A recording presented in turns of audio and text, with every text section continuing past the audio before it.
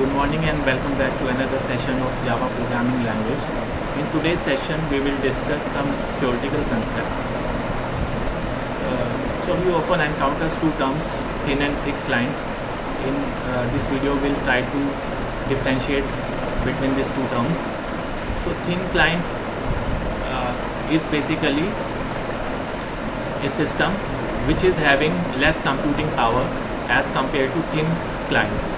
It is basically the system having very low storage memory, RAM and processing power, and it basically relies on the server for its operations.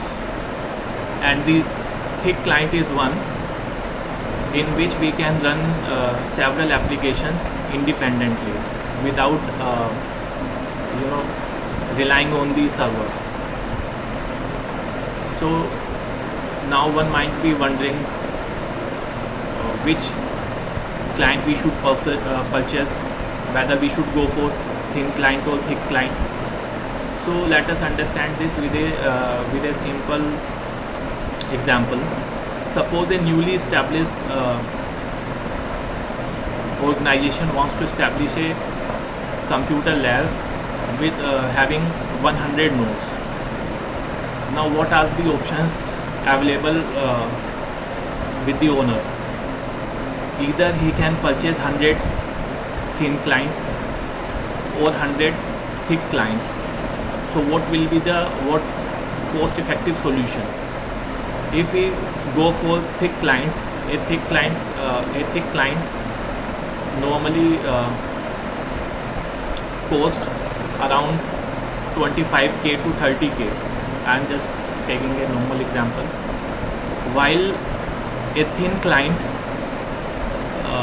HP thin client, I think we can purchase in 2 to 3,000 rupees. So there is a huge there is a huge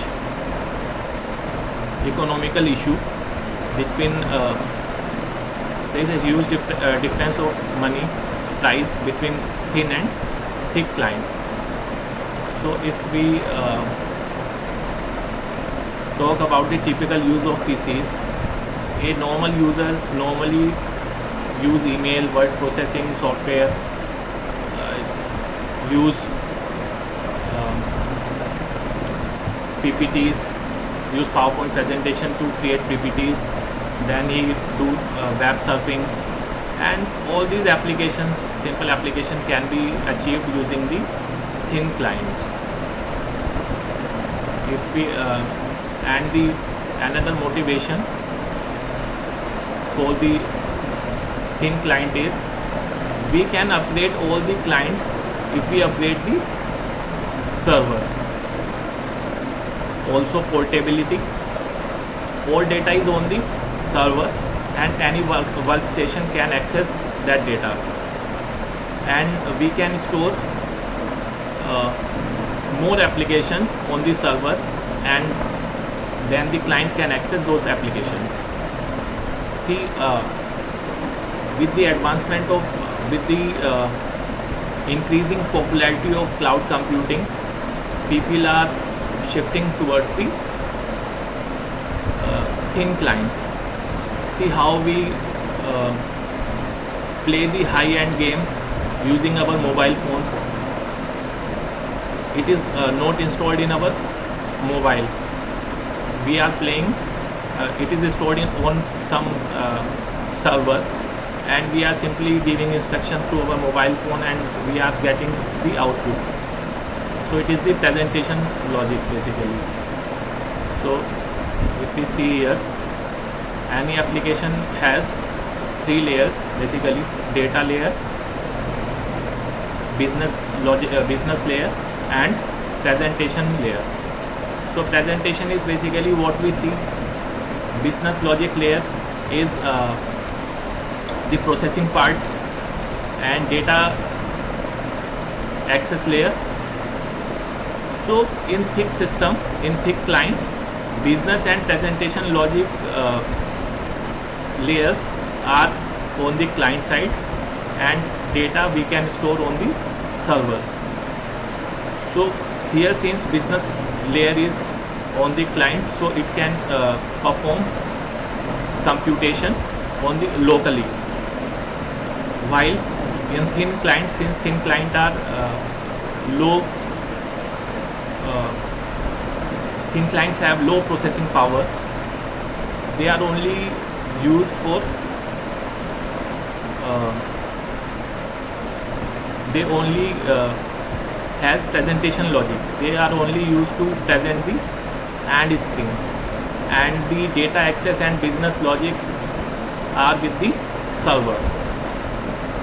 We simply, like we do in the cloud computing, we simply give the command, it is processed at the server, and we get the output in our machine, right?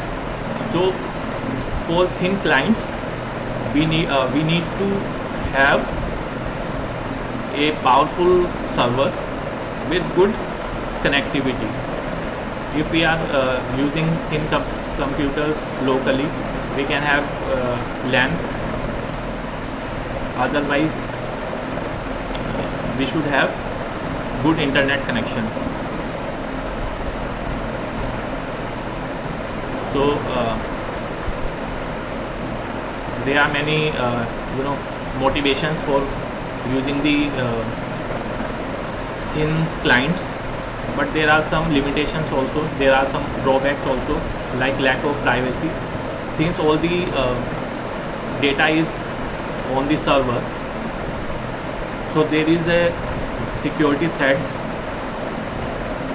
Anybody can access our data, but we can tackle this problem by some folder lock software. We can or by some encryption methods. Every file is available on the server, no local file. So if the network is not present, we cannot use the files. And see, we need to have more resources with server. So this is the brief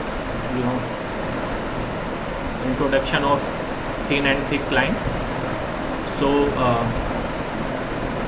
thin client is cost effective. We can purchase more thin clients as compared to thick clients using the same budget. Okay, we also encounter sometimes the terms 1-tier architecture, 2-tier architecture, 3-tier architecture. So let us try to understand what is the meaning of this 1-tier, 2-tier, 3-tier architecture. But before discussing that, let us try to understand what is client server model. In client server model, client, which is actually your web browser, sends a request to the server.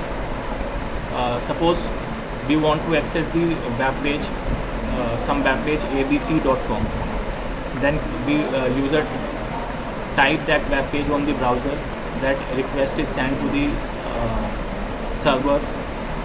Then server performs some internal computation. If it requires data from the data server, it sends the request to the data server. Then data server returns the data to the server. Then server prepares the required page, and sends that to the client. So this is how our client server model works, functions. So you can see there are 3 layers in client server model. This first layer is this client, then server, and data server. So generally this client, on this client layer or tier, we have presentation logic. This server hosts the business logic layer, and data server, on data server we have data access layer, data access logic. So